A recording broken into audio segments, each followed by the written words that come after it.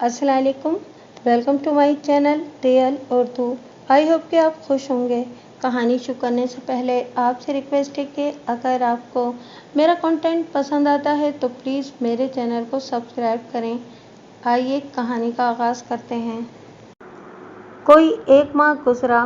बड़े लंबे अरसे बाद अपनी नहरी ज़मीरें देखने के लिए गया। वहाँ एक बड़े ही पुराने यानी कि जवानी के साथी से मुलाकात हो गई। हिंदुस्तान के एक थाने में वो मेरे मातहत मुहर्रिर हेड कांस्टेबल हुआ करते थे। फिर जब मुझे CIA में भेजा गया तो मेरा ये साथी वहाँ पहले से मौजूद था और ASI हो चुका था।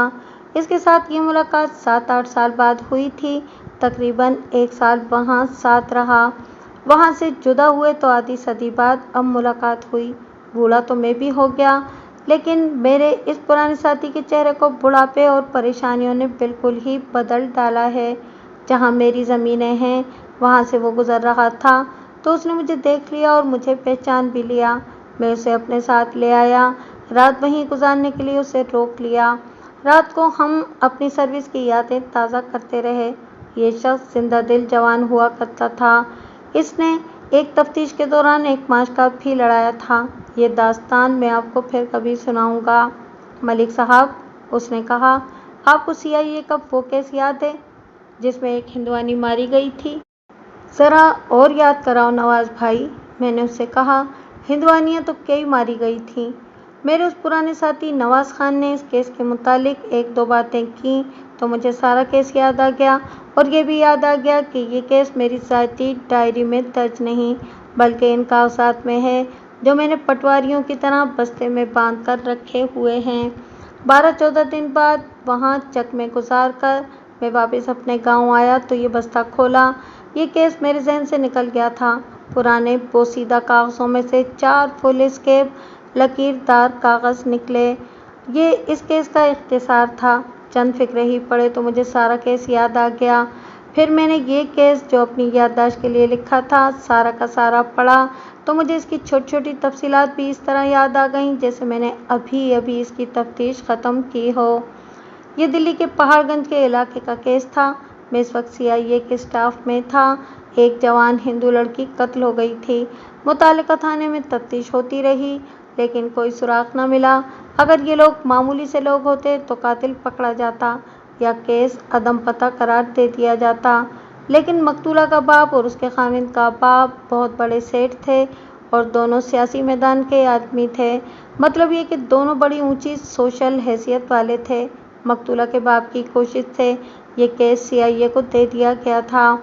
इसकी तफ्तीश मुझे और एक अंग्रेज़ इंस्पेक्टर को दी गई। हम सबसे पहले मुतालिका थाने में गए और SHO से केस की फ़ाइल ली जो पहले इंस्पेक्टर वोल्टर ने देखी, लेकिन तमाम तर ज़िम्नियाँ उर्दू में लिखी हुई होने की वजह से उसने फ़ाइल मुझे दे दी।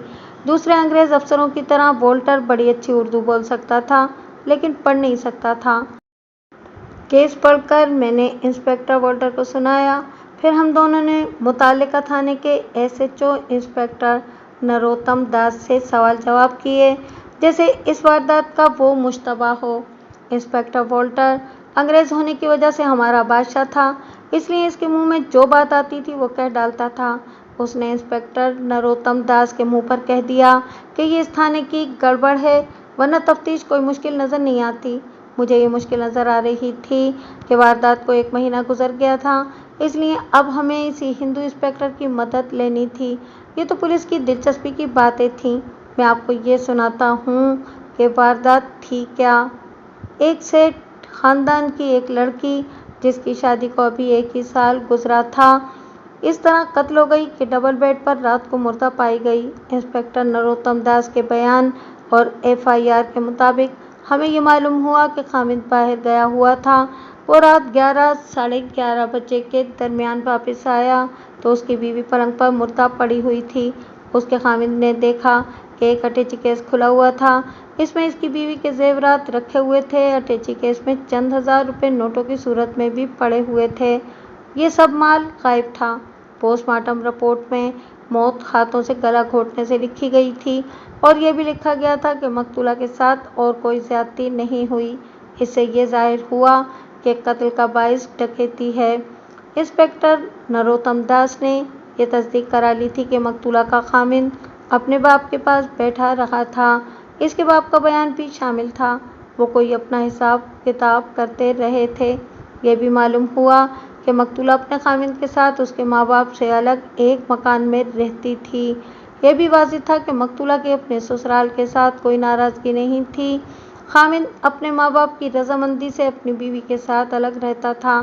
थाना इंचार्ज इंस्पेक्टर नरोत्तम दास ने उसे डकैती की वारदात या कत्ल बराए डकैती लिखकर तफ्तीश को इस लाइन पर डाल दिया था।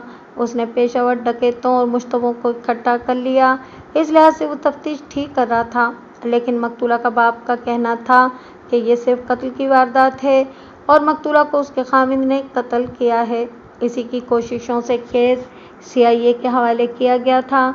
हमारे पास केस आने की एक वजह तो ये हो सकती थी कि मकतूला के बाप के पास कोई ऐसी काबिल यकीन शहादत थी जिसे मुतल्लिका तफ्तीशी अफसर नज़रअंदाज कर रहा था, या इस शख्स का असर व रसूख इतना था कि उसने केस CIA के हवाले करवा दिया।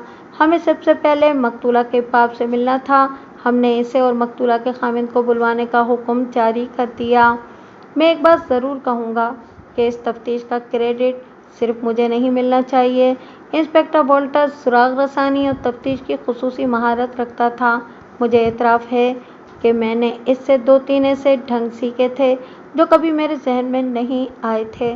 मकतूला का बाप जल्दी आ गया। हम दोनों इंस्पेक्टरों के लिए थाने का एक कमरा अलग कर दिया गया था। हमने मकतूला के बाप को इस कमरे में बिठाया।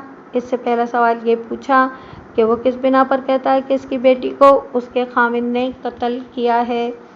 क्या आपको ये मालूम हो गया था कि आपके दामाद के घर से ज़ेवरात और अच्छी खासी रकम चोरी हो गई है? मैंने इससे पूछा। ये तो पहले दिन ही मालूम हो गया था, उसने तंजिया से लहजे में जवाब दिया। फिर आप क्यों कहते हैं कि आपकी बेटी का कातिल आपका दामाद है?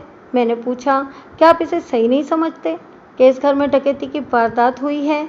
और क्या आप ये नहीं मानते कि डाकुओं ने आपकी बेटी को इसलिए कत्ल किया है कि उसने शोर मचाने या मज़ाहमत करने की कोशिश की होगी? आप नहीं जानते कि ये लोग कितने फरेबकार और धोखेबाज हैं, उसने कहा। अगर आप ये पूछें कि मैं जानता था कि ये फरेबकार लोग हैं तो मैंने इनके बेटे को अपनी बेटी दी ही क्यों थी? मैं इसका ये जवाब दूंगा कि मैं समझता था कि ये लोग सिर्फ कारोबार में धोखेबाजी करते हैं और दोस्तों और रिश्तेदारों के साथ मुखलिस रहते हैं।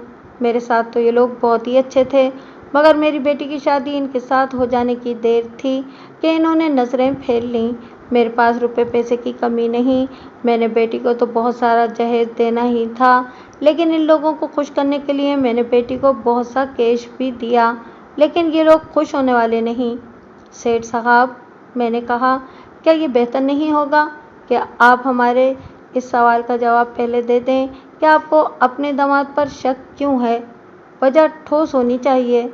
हम आपको पूरा मौका देंगे कि आप बैकग्राउंड को अच्छी तरह बयान कर सकें।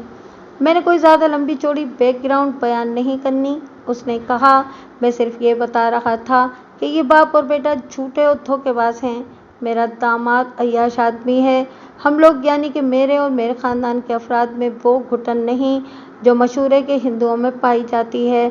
हम सब तालीम याफ्ता लोग हैं और हमारे लड़के और लड़कियां सोसाइटी में घूमते फिरते हैं। आप यूँ कह लें कि हम रोशन ख्याल लोग हैं। मेरे दामाद ने मेरी बेटी को खुद अपने साथ लेकर दोस्तों से मुतारिफ कराया। इसे बड़े होटलों और मुख्तलिफ दावतों वगैरह में भी ले जाता रहा। फिर इसने खुद ही इस पर इल्ज़ाम लगाने शुरू कर दिए कि ये ख़राब हो गई है। क्या वो किसी ख़ास आदमी का नाम लेता था? इंस्पेक्टर वॉल्टर ने पूछा। या वो ये कहता था कि ये दोस्तियाँ लगाती फिरती है? वो किसी का नाम नहीं लेता था, उसने जवाब दिया। मेरी बेटी जब भी घर आती थी तो यही रोना रोती थी कि खामिंद इसके चाल चलन पर शक करता है। इसी पर इनकी आपस में झकझक होती रहती थी। क्या खामिंद ने इस पर यह पाबंदी आयद की थी कि बाहर न जाया करे? इंस्पेक्टर वॉल्टर ने पूछा। नहीं, उसने जवाब दिया। मैं आपको वो बातें बता रहा हूँ जो बेटी अपनी माँ के साथ या अपने भाई के साथ करती थी। हमने इससे पूछा था कि खामिंद ने इस पर कोई नारवा पाबंदी तो आयद नहीं की। बेटी ने बताया था कि बाहर जाने से वो नहीं रोकता। सेठ साहब, मैंने कहा, कत्ल मामूली जुर्म नहीं, اس کے لیے غیر معمولی طور پر حوصلہ چاہیے، یا کسی کے لیے ایسے غیر معمولی حالات پیدا ہو جائیں جن پر اس کا اختیار نہ ہو اور وہ کچھ دیر کے لیے اپنا دماغی توازن کھو بیٹھے۔ کیا کوئی ایسی بات ہوئی تھی؟ کیا آپ کی بیٹی کو اس کے خامند نے کسی کے ساتھ نازیبا حالت میں دیکھ لیا تھا؟ انسپکٹر والٹر نے پوچھا۔ یا ایسے ہوا تھا کہ آپ کی بیٹی اپنے خامند کے ساتھ لڑ جھگڑ کر آپ کے پاس آ گئی ہو اور خامند اسے بہلا پھسلا کر اپنے ساتھ لے گیا ہو؟ نہیں، اس نے جواب دیا۔ میں سمجھتا ہوں کہ آپ کیا پوچھنا چاہتے ہیں، یہ میں آپ کو بتا دیتا ہوں۔ میری بیٹی اس کی بات نہیں مانتی تھی۔ اس شخص نے خاصی لمبی بات کی تھی۔ کچھ اس نے بتایا، کچھ ہم نے پوچھا۔ اس سے یہ صورت سامنے آئی کہ مقتولہ تیز ترار لڑکی تھی، خوبصورت بھی تھی اور جرأت بھی رکھتی تھی۔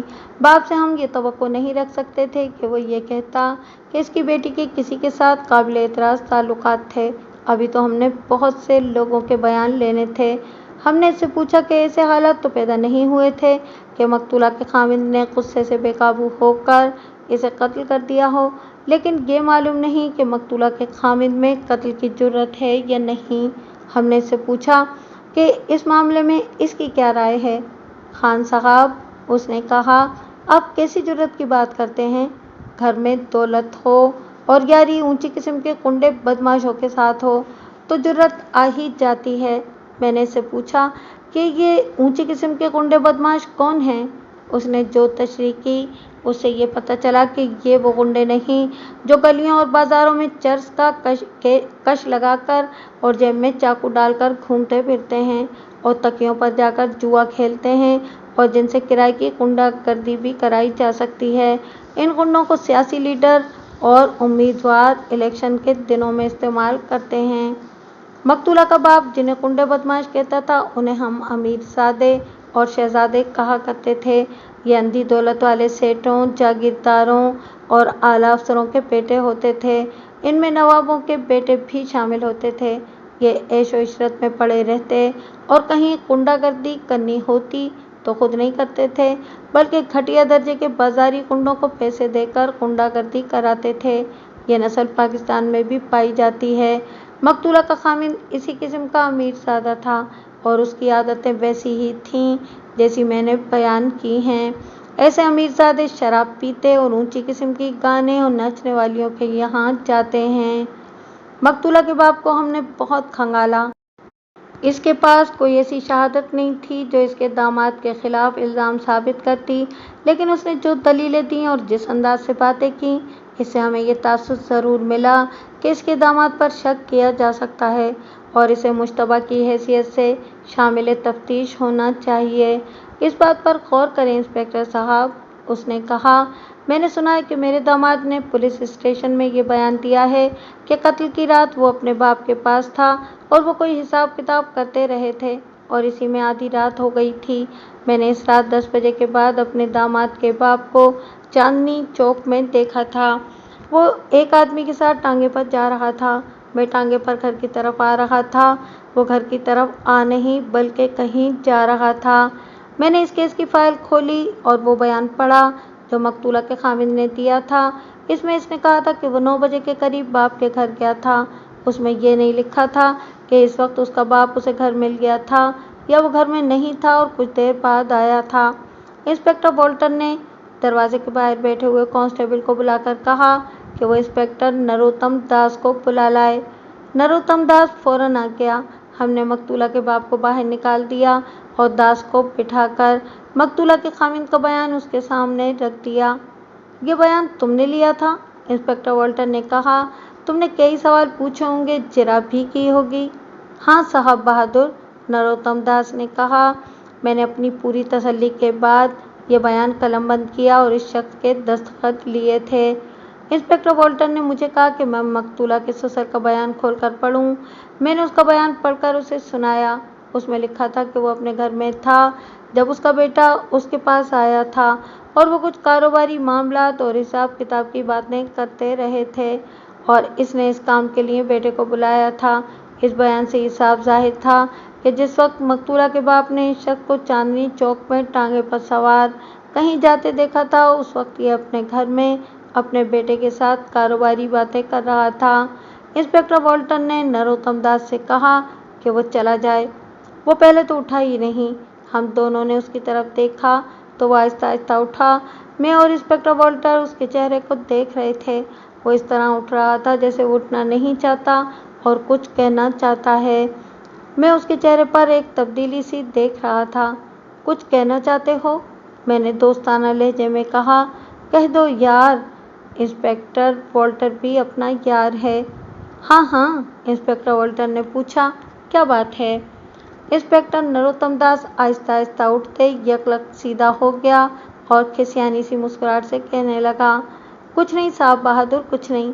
वो इंस्पेक्टर वॉल्टर को सल्यूट करके कमरे से निकल गया। इंस्पेक्टर वॉल्टर ने कहा, क्या तुमने इसके चेहरे को गौर से देखा था? बहुत गौर से देखा था। मैंने कहा, इसने तो अच्छा खासा शक पैदा कर दिया है। मकतूला के खामिद को बुलाओ। वॉल्टर ने मुझे कहा। कांस्टेबल को बुलाने की बजाय मैं खुद ही बाहर गया। मकतूला का खामिद बरामदे में बेंच पर बैठा था। मैंने इसे पहली बार देखा था। इसे अपने पास बुलाकर पूछा, क्या मकतूला के खामिद तुम ही हो? उसने पुख्ता से लहजे में जवाब दिया कि हाँ, वही मकतूला का खामिद है। मैं इसे अंदर ले आया। कत्ल की रात तुम शाम का खाना खाकर अपने बाप के घर चले गए थे? इंस्पेक्टर वॉल्टर ने उसे कहा। तुम्हें बाप ने बुलाया था? तुम जब वहाँ गए तो बाप तुम्हें घर पर ही मिला होगा। हाँ साहब, उसने जवाब दिया। मेरा बाप घर पर ही था। उसने कहाँ जाना था? उसी ने तो मुझे बुलाया था। तुम 8 साढ़े 8 बजे वहाँ गए होगे। हाँ साहब, उसने जवाब दिया। यही वक्त था। तुमने बयान दिया था कि तुम तकरीबन 11:30 बजे तक वहाँ रहे। हाँ साहब, उसने जवाब दिया। यही वक्त था। 8:30 से 11:30 बजे तक तुम अपने बाप के साथ रहे? इंस्पेक्टर वॉल्टर ने पूछा। क्या तुम अपने बाप के साथ टांगे पर कहीं गए थे? वो सोच में पड़ गया।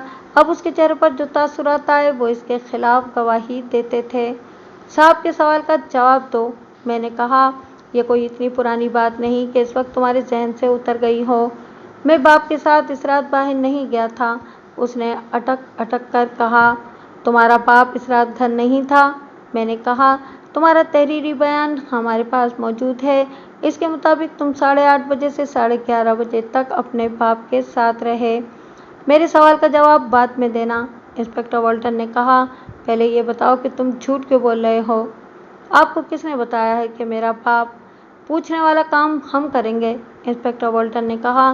तुम सिर्फ जवाब देने वाला काम करो। बोलो, हमने क्या पूछा है? मैं पहले बयान दे चुका हूँ साहब, उसने कहा। मैं इसी बयान पर कायम रहूँगा। मैं अपने बाप के घर गया था और उसके साथ उसके घर में रहा था। और तुम्हारा बाप इस दौरान बाहर नहीं गया था? मैंने कहा। नहीं, उसने कहा। पहले तो उसकी ज़बान कांप गई थी, लेकिन बाद में वो शेर हो गया और दिलेराना लहजे में जवाब देने लगा। मुझे ख्याल आया कि यही सच्चा हो सकता है। इसका ससुर झूठ बोल रहा होगा। वो इसे फंसाना चाहता था। इंस्पेक्टर वॉल्टर को मैंने आंख से इशारा किया कि इसे ज़रा बाहर भेज दे ताकि हम आपस में इसके झूठ और सच के मुतालिक बात कर सकें। इसके जाने के बाद मैंने इंस्पेक्टर वॉल्टर को अपने तासुरात बताए। मैं अभी कोई राय कायम नहीं कर सका था। हम दोनों ने इस शख्स के जवाब देने के अंदाज और चेहरे के बदलते हुए जो तासुरात देखे थे, इनके मुतालिक तबादला ख्यालात किया। हम इस नतीजे पर पहुंचना था कि मकतूला का खामिद झूठा था या बाप। अगर खामिद झूठा था तो इस पर कत्ल का शक किया जा सकता था, या ये मालूम करना था कि खामिद ने अगर झूठ बोला था तो क्यों बोला था। झूठ बिलावजह नहीं बोला जाता। आखिर हम दोनों ने मकतूला के ससुर को बुलाने का फैसला किया। कुछ देर बाद वो आ गया। मैं आपको ये बताना ज़रूरी समझता हूँ कि ये इस किस्म के रवायती हिंदू नहीं थे जिनकी धोतियाँ, तोंदें और सर पर लंबी लंबी बूदियाँ मशहूर हैं। ये कोट और पतलूनें पहनने वाले हिंदू थे। मकतूला का ससुर आया तो उसे हमने कोट पतलून में मलबूस देखा। उसने टाई बांध रखी थी। उसकी चाल ढाल और उसके बोलने का अंदाज हिंदुस्तानियों जैसा फितवियाना नहीं था कि एक अंग्रेज़ पुलिस इंस्पेक्टर से मरूब होकर झुक झुक कर बातें करता। उसने आते ही ऐसे लहजे में हमसे पूछा कि हमने इसे क्यों बुलाया है, जैसे वो हमसे जवाब तलबी कर रहा हो। आप तशरीफ़ रखें, मैंने अपने आप को इससे बहुत छोटा साबित करने के लिए कहा। थोड़ा सा वक्त हमें भी दे दें। یہ ہے تو آپ کی بہو کے قتل کے سلسلے میں، لیکن یہ کام ہمارے سپرد کیا گیا ہے۔ قاتل کا سراغ لگائیں، ہمیں آپ کی مدد کی ضرورت ہے۔ میں تو اس گھڑی کو روتا ہوں جب میں اس لڑکی کو اپنے بیٹے کے لیے بیاہ کر لایا تھا۔ اس نے کہا۔ کیوں؟ میں نے پوچھا۔ کوئی بدمعاشی کرتی تھی وہ؟ میں یہ تو کہہ سکتا ہوں کہ بدمعاشی کرتی تھی، اس نے جواب دیا، لیکن میں یہ نہیں کہہ سکتا کہ اس کے تعلقات کس کے ساتھ تھے یا کتنے آدمیوں کے ساتھ تھے۔ بات صاف کرو، انسپکٹر والٹر نے، جو اسے اتنی دیر سے گھور رہا تھا، پوچھا۔ کیا بدمعاشی کرتی تھی؟ حامد کے قابو سے باہر ہو گئی تھی، اس نے جواب دیا، اور سیر سپاٹے کی عادی تھی۔ آپ کا بیٹا آپ سے الگ کیوں رہتا تھا؟ میں نے اس سے پوچھا۔ میرے بیٹے کا دماغ خراب ہو گیا تھا، اس نے جواب دیا۔ اس لڑکی کے حسن اور شوخیوں نے اس کے دل سے ماں باپ کی محبت نکال دی تھی۔ پھر آپ کے بیٹے کو کب ہوش آیا کہ اس کی بیوی اسے بے وقوف بنا رہی ہے؟ میں نے پوچھا۔ اسے اب ہوش آیا ہے جب وہ قتل ہو گئی ہے، باپ نے جواب دیا۔ آپ نے یہ تو سوچا ہوگا کہ قاتل کون ہے؟ سوچنا کیا تھا، اس نے کہا۔ کیا آپ کو معلوم نہیں کہ میرے بیٹے کے گھر ڈاکہ پڑا اور ڈاکو میری بہو کو جان سے مار کر چلے گئے؟ میری بات غور سے سنو اور سوچ کر جواب دو، انسپکٹر والٹر نے کہا۔ تم تعلیم یافتہ آدمی ہو، تم جانتے ہو کہ سوچنے کا مطلب کیا ہوتا ہے۔ تم نے لڑکی کی بدمعاشی کا ذکر اس طرح کیا ہے جیسے اس کے قتل کا باعث اس کی اپنی بدمعاشی ہو، اور ساتھ ہی یہ بھی کہتے ہو کہ اسے ڈاکوؤں نے قتل کیا ہے۔ اس کی بدمعاشی کا معاملہ الگ ہے، اس نے کہا، اور ڈکیتی کی واردات کا اس کے ساتھ کوئی تعلق نہیں ہو سکتا۔ یہ تو میں نے آپ کو بتایا ہے کہ مقتولہ کیسی لڑکی تھی۔ مقتولہ ایسی لڑکی تھی کہ اس پر قابو پانے کا یہی ایک طریقہ تھا کہ تمہارے بیٹے نے اس کو قتل کر دیا، انسپکٹر والٹر نے کہا، اور تھانے کی فائل میری طرف پھینکتے ہوئے مجھے کہا۔ مسٹر ملک، اس کا پہلا بیان مجھے پڑھ کر سناؤ۔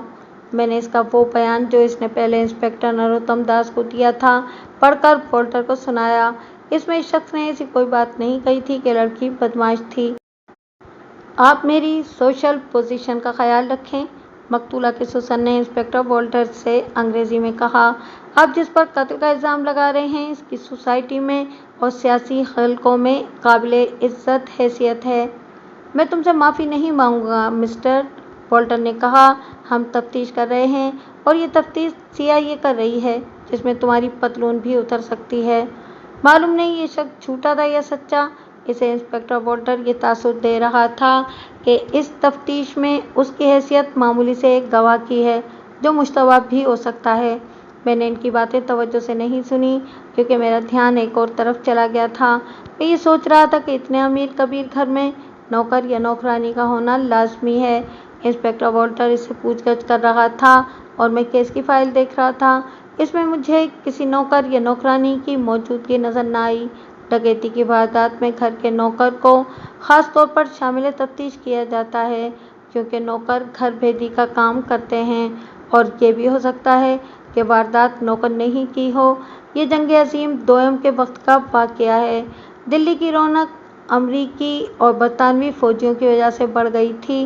ان لوگوں کے پاس، جنہیں فوجی ساز و سامان سپلائی کرنے کی ٹھیکیداریاں مل گئی تھیں، بہت دولت آ گئی تھی۔ اس سے گھروں میں نوکریاں کرنے والوں کی تعداد بڑھ گئی تھی، اور اس کے ساتھ ہی چوری اور ڈکیتی کی وارداتیں بھی بڑھ گئی تھیں۔ بعض آدمی چوری کرنے یا ڈکیتی کی واردات کرانے کے لیے ہی امیر گھرانوں میں نوکریاں کرتے تھے۔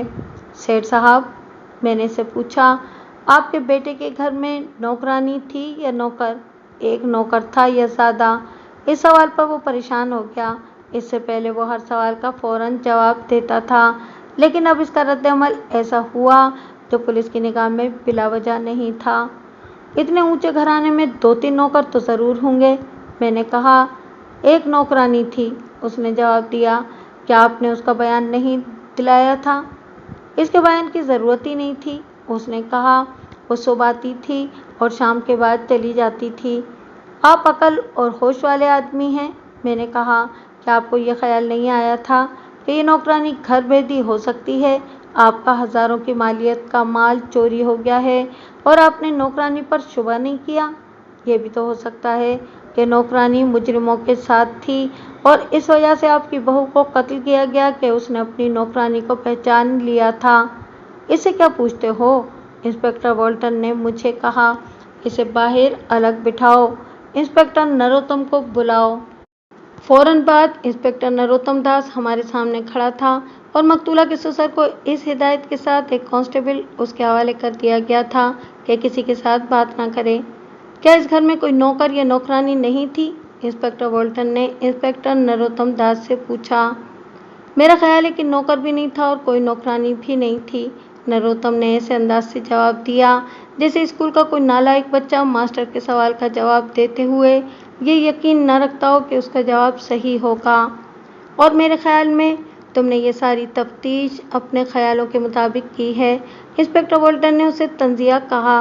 मैं ये नहीं मानूंगा कि तुम्हें ये भी मालूम न हो कि डकैती की वारदात में सबसे पहला मुश्तबा घर का नौकर हो सकता है। क्या तुमने उनसे पूछा था कि घर में कोई नौकर है? पूछा था साहब, नरोत्तम दास ने जवाब दिया। ये कहते थे कि नौकर नहीं है। इंस्पेक्टर वॉल्टर के कहने पर मैंने मकतूला के ससुर को अंदर बुलाया।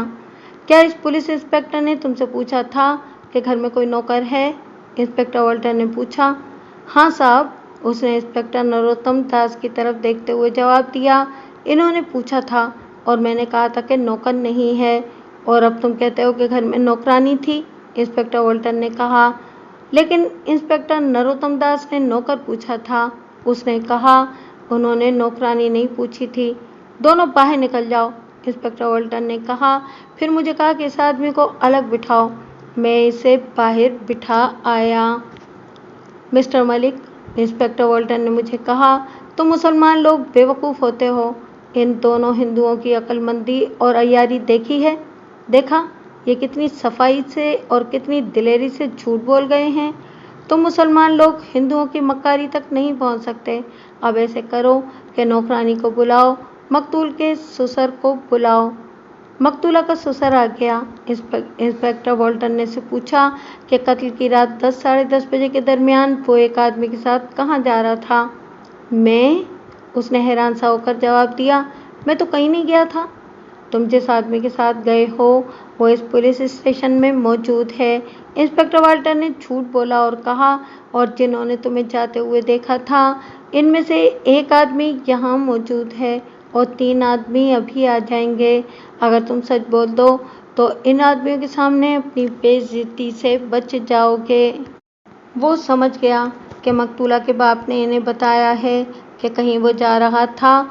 इसने मकतूला के बाप के खिलाफ बोलना शुरू कर दिया। हमने इसकी ये वाही तबाही भी गौर से सुनी। तुम्हारे बेटे की नौकरानी इस वक्त कहाँ होगी? इंस्पेक्टर वॉल्टर ने पूछा। मुझे मालूम नहीं, इसने जवाब दिया।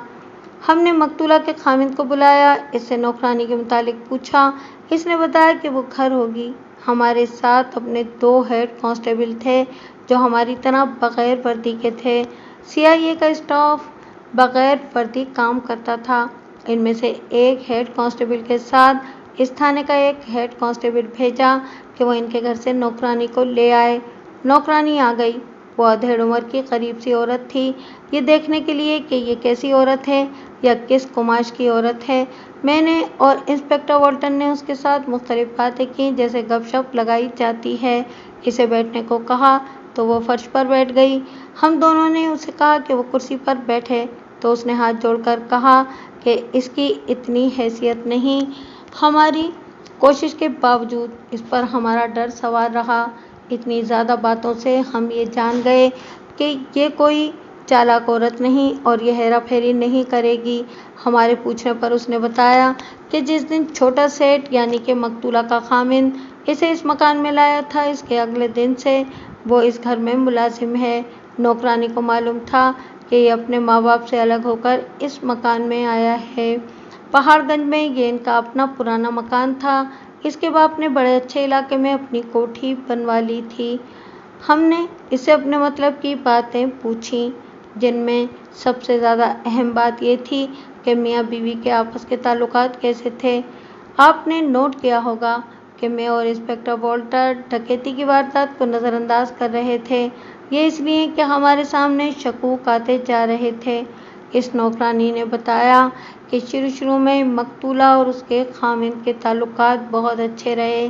तकरीबन रोज़ाना शाम दोनों बाहर चले जाते और रात देर से वापस आते थे। नौकरानी रात को अपने घर चली जाती थी। नौकरानी ने यह भी बताया कि 4 या 5 महीने गुजरे थे कि मियाँ बीवी में थोड़ा थोड़ा खिंचाव पैदा होना शुरू हो गया। मकतूला नौकरानी की राय के मुताबिक पहले ही आज़ाद ख्याल थी, अब खामिद ने इसे बाहर घुमा फिरा कर और ज़्यादा आज़ाद कर दिया था। यूँ होने लगा कि खामिद बाहर चला जाता और मकतूला अकेली निकल जाती। फिर इनमें तर्क कलामी शुरू हो गई, फिर इनमें लड़ाई झगड़े होने लगे। नौबत यहाँ तक पहुँच गई कि 2-2, 3-3 दिन इनके आपस में बोलचाल बंद रहती। जिस रात वो कत्ल हुई है, क्या उस रोज़ या इस शाम इनके आपस में लड़ाई हुई थी? मैंने पूछा। इस रोज़ नहीं, नौकरानी ने बिला झिझक जवाब दिया। इससे एक रात पहले इनकी जो लड़ाई हुई थी वो बड़ी ही सख्त थी। मैं तो ये समझी थी कि छोटा सेठ अपनी बीवी की पिटाई कर देगा।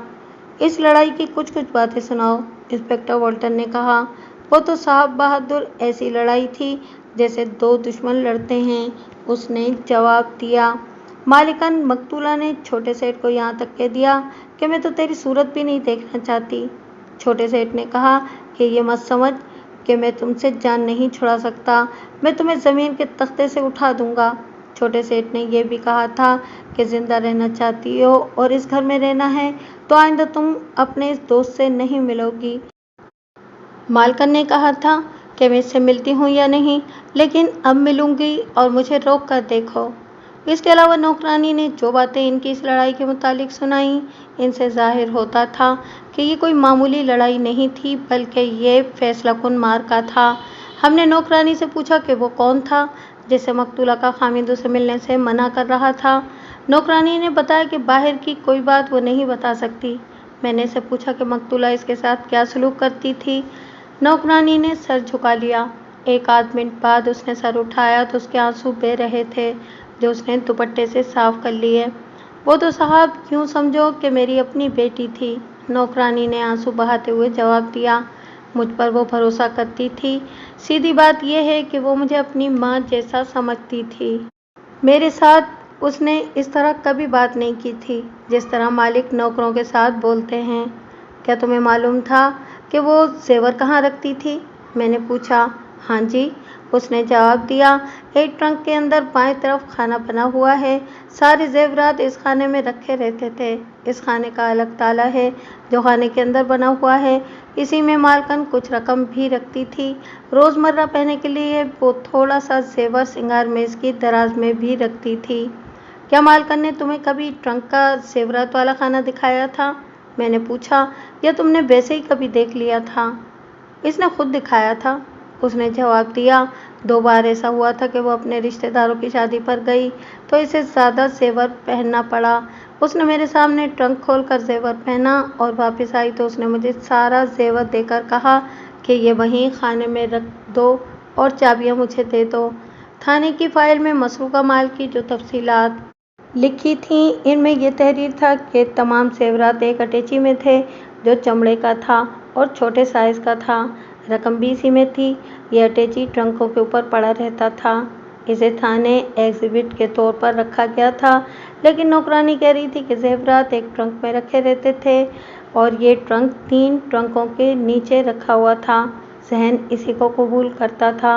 लोग घरों में जेवरात और रकम वाले ट्रंक दूसरे ट्रंकों के नीचे रखते हैं।